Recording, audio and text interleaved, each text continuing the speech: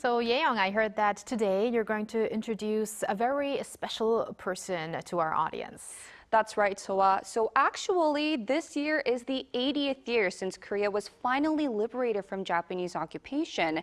And around that time, there were countless heroes who dedicated their lives to our country's independence.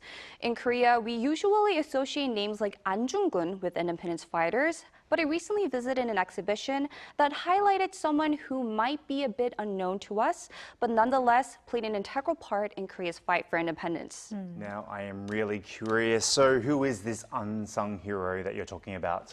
Well, he was a leader, an educator, and a patriot who gave up everything he had and left it all behind for the independence movement. So let's take a closer look at his life and the legacy he left behind. This year marks the 80th anniversary of Korea's liberation from Japanese colonial rule. To commemorate, a special exhibition is underway to spotlight the life and legacy of Isangyong, one of the leaders of the Provisional Government of the Republic of Korea. Titled Prime Minister Isangyong and Im청각, the exhibit also celebrates 100 years since its inauguration. After Japan's annexation of Korea in 1910, Lee gave up his fortune and relocated to Manchuria, China, with his entire family to escape colonial oppression and lay the foundations for armed resistance. He focused on unifying the fragmented independence movement groups and also established the Shenung Military Academy, where he aimed to provide proper historical education to the cadets by writing the Daedong history and teaching them accurate accounts of Korea's past. But Lee's story cannot be told without 임청각, his ancestral home in Andong City.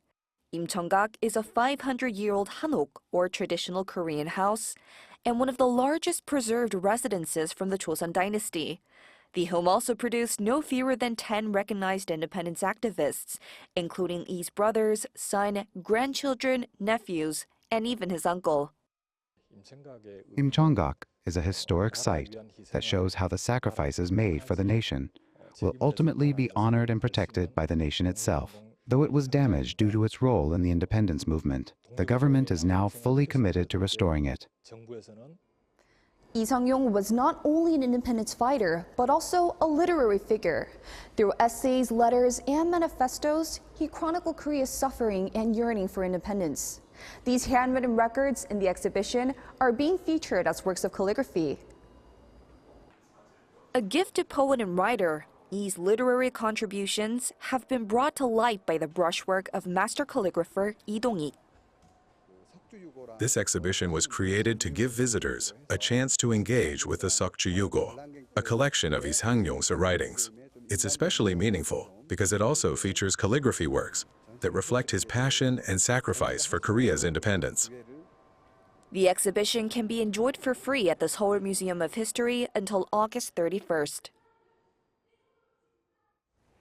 Wow, what a great contributor Lee was for Korea's liberation. Absolutely. So when I interviewed the great-great-grandson of Isangyong, I asked him to describe his ancestor in one sentence. He said Lee was someone who gave up a comfortable life when the nation was in crisis and set out on a harsh and uncertain path as an independence activist. That's very fascinating and something that we should all be very thankful for. Now, could you tell us more about what kind of life that Isangyong actually lived? Of course. So Lee was actually born in 1858 into the prestigious Goseong-lee clan.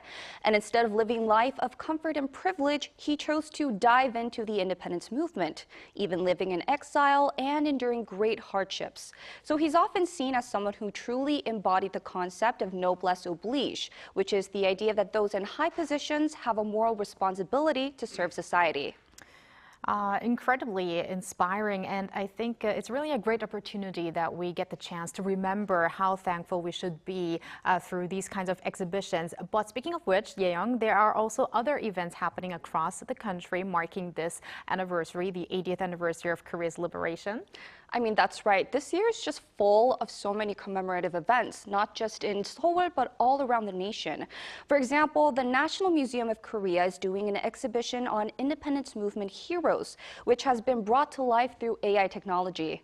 Also, there's a huge handmade taegukgi, or Korean flag, on the Kyobo building in Gwanghwamun. It was made more than 100 years ago by independence activist Nam Sang-ryong and hand embroidered by his wife Koo Hong-won. And because it was made before the standardization of the South Korean flag in 1949, the positions of 2 of the 4 trigrams, Kam and Lee, are different from the current version. All right, thank you very much for that informative and meaningful report today. Thank you, Yayoung. It was my pleasure.